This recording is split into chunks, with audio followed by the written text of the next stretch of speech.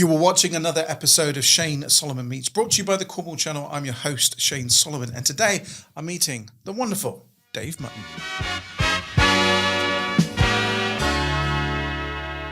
So Dave, not the first time you've been to the studios here, is it?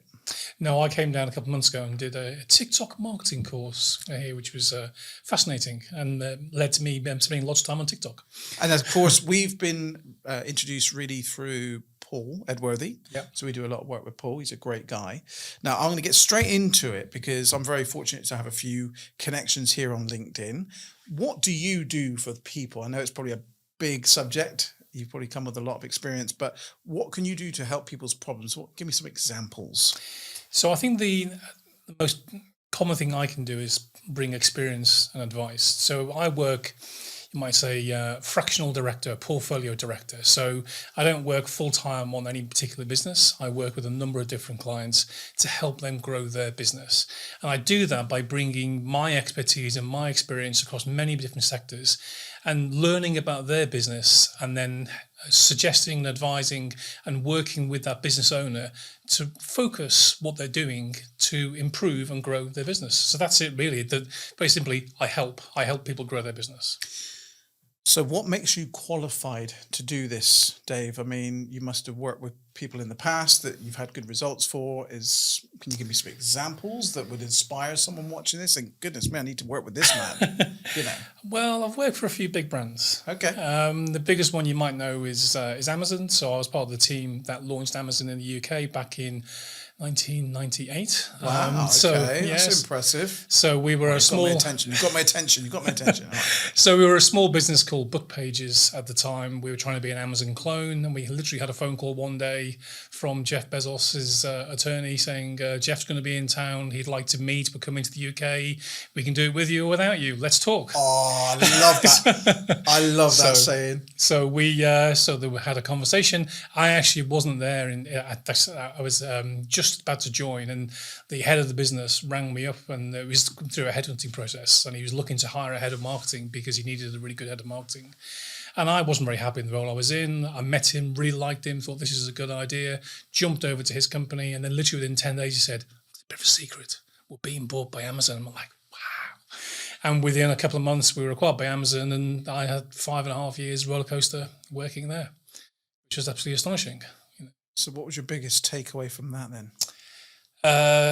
Jeff Bezos is a super smart guy whose brain's wired a little bit differently than most people. And, you'd have a meeting, lots of people sharing opinions, different ideas, different suggestions. And Jeff would sometimes tap the table and say, I look at it this way. And he would give the Jeff view. And you'll go, okay, yeah, he's right. So super smart guy, but organization. And the biggest thing that Amazon did was they had a really, really clear idea of who their target customer was going to be when they started. Why did they start with books and then music and then video? And then it was all about execution. So he hired super smart people to work around him.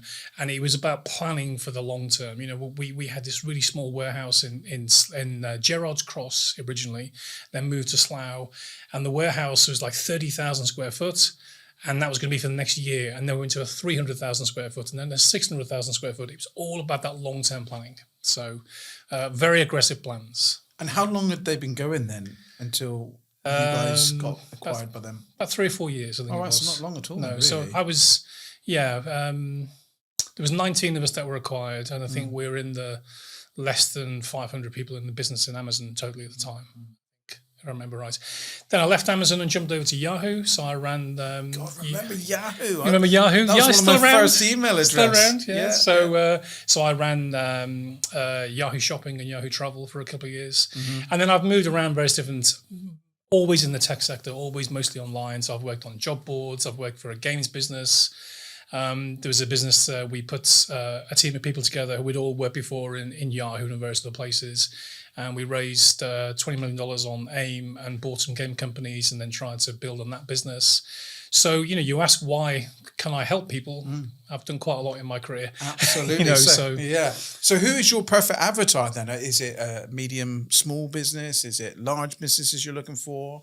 I do my best work, I think, with SMEs because that's really when the real growth phase happens. And if I look back to the Amazon experience as well, as Amazon got bigger and bigger, the type of people that join become a little bit more corporate, becomes a little bit more structured, a little bit more organized. And that suits some people. Didn't really suit me. I like working in the smaller business when there's more flexibility, more dynamism, I would think, for the small business owners. And also, most small business owners haven't got the experience that maybe I've had, so I can add value. If I can't have value, why would I be there? So I've got to be able to make a difference for them and really add to their business. We hear this expression, or I hear it a lot when you're out and about, certainly and I do a lot of networking, so I meet a lot of business coaches, and they'll say, look, Shane, you need to work on your business, not in it, and things like that. How important is that? Oh, it's absolutely critical. You can get so bogged down with the detail. There's sort of different levels of activity in the business. Most people can get bogged down in the doing level, never mind any sort of thinking at a managerial, supervisory level. And then the top level of that strategy, really, where am I going? What am I trying to achieve? Where do I want to be in 5 years' time? Do I want to sell this business? Do I want to buy other businesses? If you can't articulate why you're doing it, then you're never going to get really anywhere. So understanding your business at the top level, what are your objectives? What are you aiming towards? And every business owner will say, I want to sell it in 5 years' time. And in 5 years' time, I want to sell it in 5 years' time, because they love doing what they're doing, but you can get, the scariest thing I hear is, well, we've always done it that way. Because everyone's just heads down, this is how we operate. And you try and raise that view up and think about, well, is there a better way of doing things? Digital transformation was a huge thing over the past 10 years, how you can use technology to take away some things from your business and do them faster and smarter and everything else. Nowadays, AI is getting huge, with some of the things you can do with AI are phenomenal. And where do you see that going, just in your opinion? Should businesses be afraid? A lot of people saying, oh, that's it. My job as a copywriter is done. My job as a video producer or an editor is done. I think AI is a tool, and I think every business needs to be thinking about, how can AI disrupt my business? Or more importantly, how can I use AI to disrupt my sector, my business, and beat my competitors?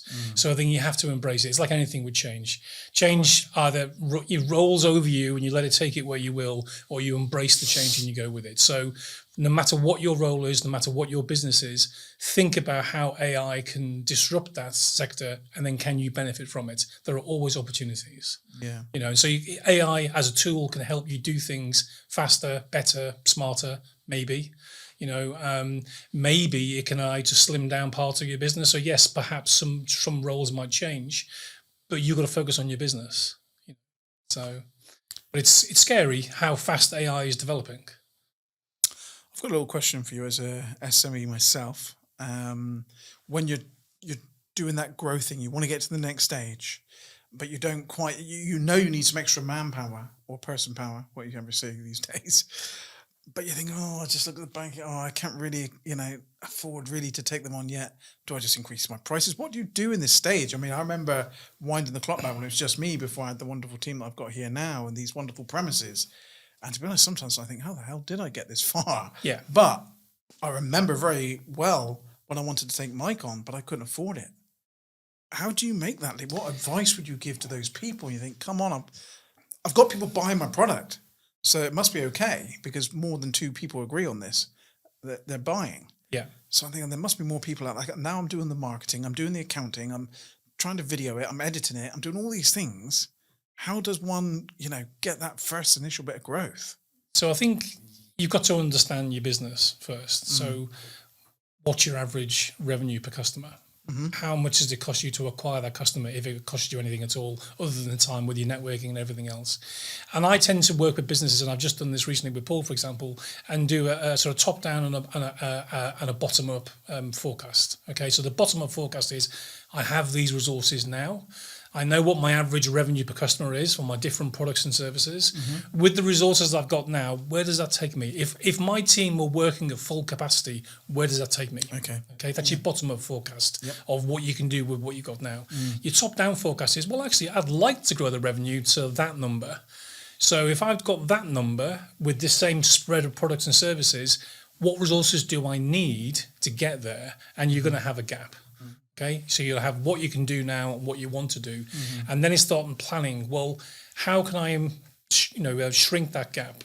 Do I put my prices up, or do I look at my costs and can I? Because it's not just about revenue; it's about your profit, isn't it? Because your profit is where you invest in the business. Indeed. So, what can I do to improve my productivity, improve the productivity of the team, improve my margin, so that your profit margin starts to grow, and therefore you can invest. But without understanding your business, what is my average customer transaction? What is my average acquisition cost? What is my marketing cost? What is my margin? You've got no hope because you're doing this. Sure. Okay. Yeah. So building that deep understanding first is really important.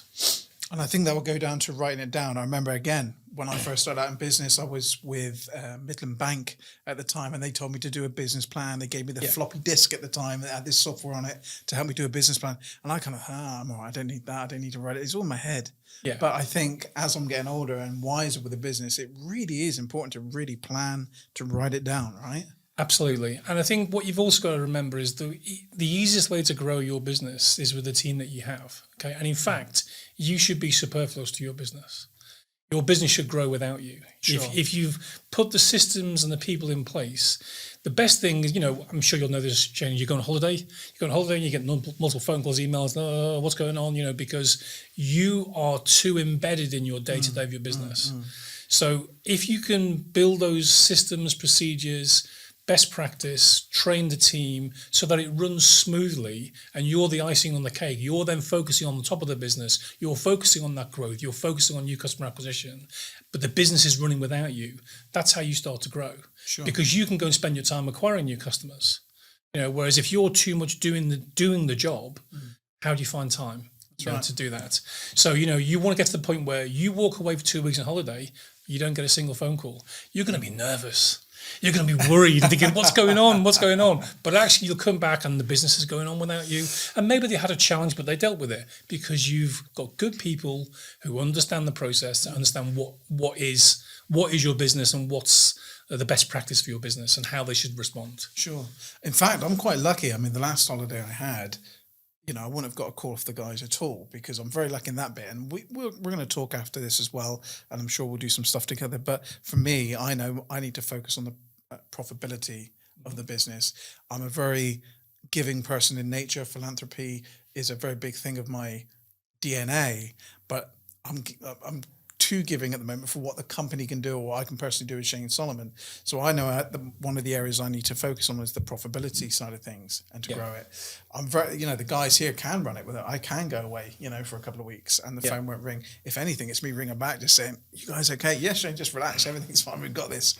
So incremental change is really important in the business. Okay, so you're setting that solid foundation, and then you're improving on it. And you think about one of my big clients is a financial news website, for example, called London South East. And in finance, the way you build your portfolio is you might play around with investing in certain stocks. But when you find a stock that is a consistent winner and is constantly growing and maybe paying you a dividend, you put that into the core of your portfolio. And so you've always got the core, which is the low risk part of your portfolio. And then you've got the play money where you're playing around, you're trying to find the next one to put into the core. Exactly the same in business. You get your core services, products and services, you understand them well, they're managed well, they're profitable, you manage that margin so that you're not wasting money. There's a great phrase from Amazon is frugality in all things. We never spent money on anything we didn't have to. It was absolutely be very sensible with your money. Think of it as your own money. Would you spend that money? It's a very, interesting way to think about it. So you have that core part of your business that is working, it's functioning, it's printing cash. Okay. That then gives you the flexibility to think about the new ideas, the new areas, the new customers, the new development, and think about the growth because you've got that reliable core behind you that you can play a bit. And yes, you will fail. You will make mistakes. Things won't work. Again, back to Amazon. Amazon have failed at lots of different things, but the core business has always grown. And they've been able to, grow that business and add to it. So Amazon Web Services, the whole cloud platform, was just an idea. And a couple of guys played around with it and it got bigger and bigger and bigger. It's now a significant part of their revenue.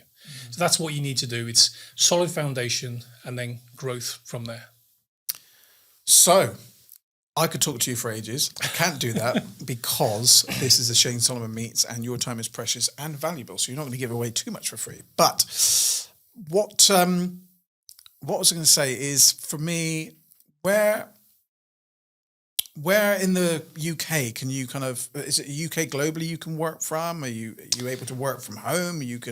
I'm based from home, so I work with clients in the UK. So one of my clients at the moment is Esports Scotland. Shout out to James Hood and his team up in Dundee, and we do everything by Zoom. I've met the guy once. They had a team at the Commonwealth Games where they got 2 silvers. As a test event, I went up to Birmingham, met him there, which is a great occasion. But I can work anywhere. Most of it happens by Zoom, but then you do face-to-face when you need to. You can get a lot done more face-to-face. Absolutely. I prefer this. And I'm grateful that you've made the effort to come here today. That's fine. I always prefer this. And your podcast. Let's talk about your podcast. So people are watching this saying, I like the sound of this Dave guy. Now, you've got your own podcast. Talk about that. Yeah, so it's part of the London South East portfolio. It's called the Investing Matters podcast. I'm on 1 episode. We've got a great host called Peter Higgins, who's a very experienced, 30 years plus experienced investor. Mm-hmm. And what we wanted to do, London South East as a news website, it's all about, the market, what's happening now, what's up, what's down, what should I sell, what should I buy? And we wanted to do something more educational. So it's how do you invest? So it's educational, it's informative. If you listen to the episode today or listen to it in 2 years, you should get some valuable information. So we have on the podcast financial journalists, fund managers, people that work in the capital market and have worked for years, and they're sharing their experience. How do they get into the role they're in? What does their role actually involve? Mm-hmm. How do they invest themselves personally? What are the investing strategies that they use and their businesses use to grow people's investments? So Investing Matters, new episode 50 comes out on Wednesday this week. I'm not quite sure when this is going to go out, but it's this week. Yeah, okay. So the Wednesday this week with a chap called Martin Gilbert, who was one of the founders of Aberdeen Asset Management, who you may have heard of, pretty big company managing billions under management. So it's a great podcast, 50 episodes you can go through with huge amounts of interest. If you've got any interest in investing in stock markets, worth a listen. Well, let's make sure you connect with this guy. Dave Mutton is on LinkedIn, of course. Dave, is there anything else you'd like to mention that we've not brought up in this short podcast today? As a part-time thing, I work as a photographer. Do you really? Well, there you go. Canon or Nikon? Sony. Wow, there we go. Yeah. I went Sony mirrorless before it became popular. So that's my little thing on the side. So yeah, I mean, my passion is helping people and building businesses. That's what I love to do. Yeah. But in my spare time, which isn't very much, I take photography. So that's on LinkedIn too, Dave Mutton Photography. Oh, fantastic. We'll have to check that out. I'm going to make sure I'm checking that out for sure. Well, there you go. Dave Mutton, what a gentleman. Thank you so much for coming down. Now, of course, if you know anyone who's doing anything interesting here in the UK, around the world, I don't mind. It would be great to speak to you. Send me an email, shane@corker.media or shane@cornwalljournal.co.uk. Either of them will get to me. But on behalf of myself, I'd like to say thank you to Jay Kennett, who's produced this podcast for us. And on behalf of myself and Dave, we'll see you soon.